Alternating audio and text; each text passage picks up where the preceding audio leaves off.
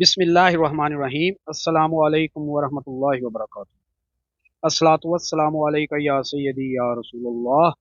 وعلی آلک و اصحابک یا سیدی یا حبیب اللہ۔ ناظرین و سامعین، آج ہم سلطان الفقراء حضرت سلطان باہو قدس سرہ العزیز کی ایک ایسی کتاب پڑھنے اور سننے جا رہے ہیں جس میں دین و دنیا کے خزانوں کو جمع کیا گیا ہے، اور اس کتاب کا اسم مبارک حضور سلطان باہو قدس سرہ العزیز نے کلید جنت رکھا ہے، یعنی گنج دین ہے۔ تو آئیے چلتے ہیں اس کتاب کے پہلے پارٹ کی طرف۔ الحمدللہ رب العالمین والعاقبۃ للمتقین والصلاۃ والسلام علی رسولہ محمد وآلہ واصحابہ واہل بیتہ اجمعین۔ تمام تر تعریف اللہ تعالیٰ کی ذات کے لیے ہے جو تمام جہانوں کو پالنے والا ہے، اور آخرت کی کامیابی پرہیزگار بندگان خدا کے لیے ہے، اور اللہ کے رسول حضرت محمد مصطفیٰ صلی اللہ علیہ وآلہ وسلم کی ذات پر، آپ صلی اللہ علیہ وآلہ وسلم کی آل اصحاب اور اہل بیت سب پر بے حد بے شمار درود و سلام ہو۔ اس کے بعد آپ رحمۃ اللہ علیہ فرماتے ہیں، واضح ہو کہ اگر کسی شخص کا نفس سرکش اور سر حوث و ہوا ہو، یعنی خواہشات کا منبع ہو، اور ابلیس کے موافق اور خدا کے مخالف ہو، اور کسی بھی علاج سے گناہوں سے باز نہ آتا ہو، اور کسی طور پر بھی خدا کی ذات کی طرف توجہ اور رجوع نہ کرتا ہو، اور اس کا دل غفلت کے غلبہ کے باعث مردہ ہو کر شیطان کی قید میں آ گیا ہو اور زندہ نہ ہوتا ہو، اور اس کے قلم میں اس میں اللہ ذات کی تاثیر پیدا نہ ہوتی ہو، اور وہ سخت غریب، مظلوم، عاجز، پریشان ہو، اور دنیا اور زمانے سے تنگ آ کر ہلاک ہو رہا ہو، اور کثیر العیال ہونے کے سبب سخت ضرورت مند ہو، بیماری کے باعث کسی قدر بھی طاقت و قوت نہ رکھتا ہو، اور زندگی سخت فقر و فاقہ میں گزار رہا ہو،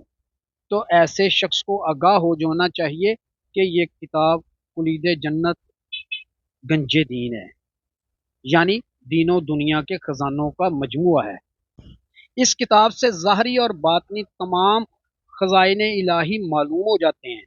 مخلوق اس کتاب کے پڑھنے والے کی خادم اور پڑھنے والا مخدوم ہو جاتا ہے۔ اس کتاب سے تمام تر مطالب پائے جا سکتے ہیں، اور تمام خزائن الہی ہاتھ آ جاتے ہیں، اور علم تصوف کے گہرے راز از راہ تحقیق منکشف ہو جاتے ہیں۔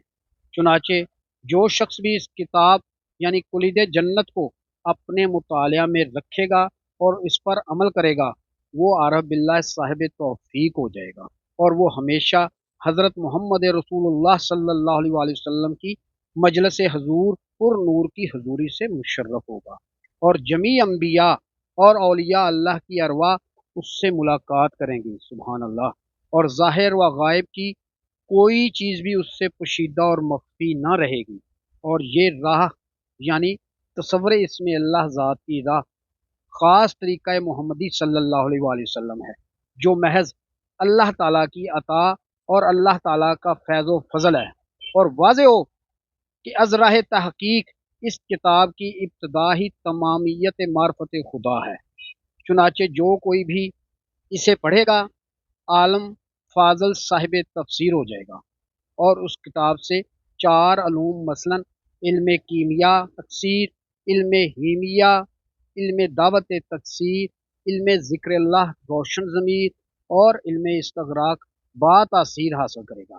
اور ان علوم سے صاحب مطالبہ صاحب نظر اور نفس پر حاکم و امیر ہو جائے گا۔ اور واضح ہو کہ یہ کتاب مریدان صدیق اور طالبان تحقیق اور عارفان تصدیق اور واصلان بحق رفیق اور علمایان با توفیق اور فقیران فنا فی اللہ غریق بوحدانیت دریائے امید کے لیے بھی ایک کسوٹی ہے، یعنی اس قدر بلند صاحبان مراتب بھی اپنے آپ کو اس کسوٹی پر پرکھ سکتے ہیں۔ چنانچہ جو شخص اس کتاب سے کوئی رنج و تکلیف اٹھائے بغیر ہی، یعنی محض اس کتاب کے مطالعہ سے ہی اسم اعظم اور دیگر خزائن الہی کا تصرف نہ پائے، تو اس کی غربت، مظلومیت، عاجزی، پریشانی، محتاجی دنیا اور زمانے کی تنگی کے باعث کی ہلاکت، جسمانی و روحانی بیماری اور فکر و فاقہ کی مجبوری وغیرہ، یعنی اس کے کسی بھی قسم کے شکوہ اور سوال کا وبال بھی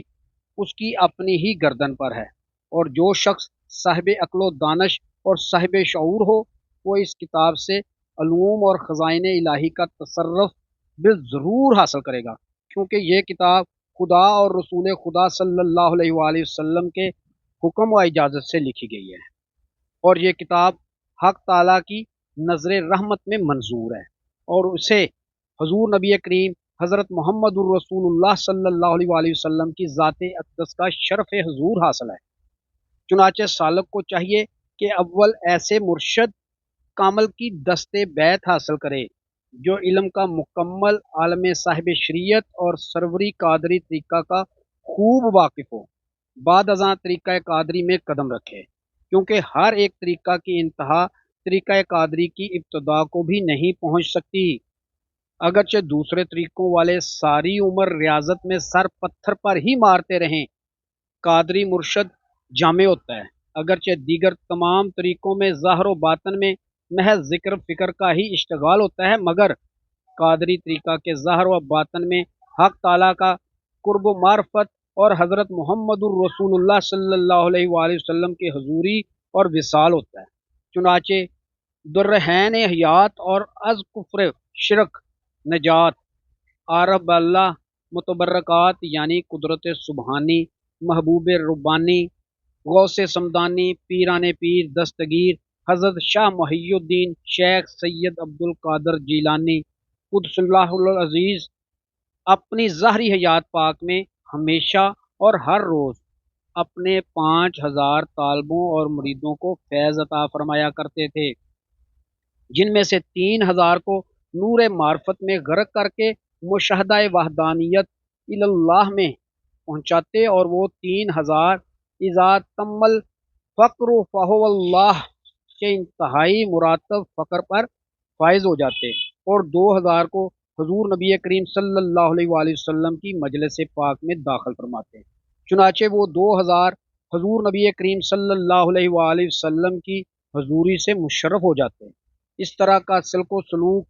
حضوری باطنی توجہ، حاضرات اسمی اللہ ذات و کلمہ طیبات، ذوق، سخاوت، تصرف محض طریقہ قادری میں ہے، جو سورج کی روشنی کی طرح سلسلہ بسلسلہ تا قیامت جاری رہے گا۔ چنانچہ فیضان قادری کا سورج ہر دو جہاں کو ہمیشہ اسی طرح روشن کرتا رہے گا۔ آپ رحمت اللہ علیہ فرماتے ہیں، باہو این گنج یقینیہ مفلس را نمود، ہر کرا عقل است حاصل کرد زود۔ فقیر باہو رحمت اللہ علیہ نے تو اس کتاب کی صورت میں کیمیا کا خزانہ ہر مفلس و نادار کو دکھا دیا ہے، تاہم جس کسی کو عقل و دانش ہوگی وہ اسے فوراً حاصل کر لے گا۔ آپ رحمت اللہ علیہ فرماتے ہیں، اسم اعظم انتہا باہو ببد، ورد باہو روز و شب جاہو ببد۔ اسم اعظم یعنی تصور اسم اللہ ذات کی انتہا باہو یعنی خدا کی ذات ہے، لہذا فقیر باہو رحمت اللہ علیہ شب و روز یاہو کے ورد یعنی تصور اسم اللہ ذات میں ہی غرق رہتا ہے۔ آپ رحمت اللہ علیہ فرماتے ہیں، کور چشم کے بے بھی بند آفتاب، کور را از آفتاب است صد حجاب۔ اگرچہ فقیر باہو رحمت اللہ علیہ نے تو خزانہ خدا دکھا دیا ہے، مگر اندھا شخص سورج کو کیوں کر دیکھ سکتا ہے، کیونکہ اندھے شخص کا اندھا پن سورج کے سامنے سینکڑوں پردوں کی مانند ہوتا ہے۔ واضح ہو کہ سلسلہ قادری کے طالب کو قادری طریقہ سے ہی کامیابی حاصل ہو سکتی ہے۔ اگر قادری سلسلہ کا طالب کسی بھی اور طریقہ کی طرف رجوع کرے اور اس سے نجات و کامیابی طلب کرے تو وہ اہل گمراہ میں سے ہو جاتا ہے اور بے برکت رہے گا، اور اس کے مراتب سلب ہو جائیں گے، کیونکہ سالک یعنی راہ خدا کے مسافر یعنی طالب حق کے لیے مرشد کا وسیلہ اختیار کرنا بھی لازم ہے، کیونکہ طالب اللہ مرشد کے حکم اور اجازت کے بغیر جو بھی کام کرے گا اسے کوئی فائدہ نہ ہوگا، کوئی نتیجہ نہ ملے گا، اور وہ ہرگز کسی مقام و منزل پر نہ پہنچے گا۔ चुनाचे अल्लाह ताला की ज़ात पारा नंबर 6 सूरह अल माइदा आयत नंबर 35 में फरमाती हैं, या अय्युहल्लज़ीना आमनुत्तकुल्लाह वब्तगू इलैहिल वसीला, यानी ए ईमान वालो अल्लाह से डरो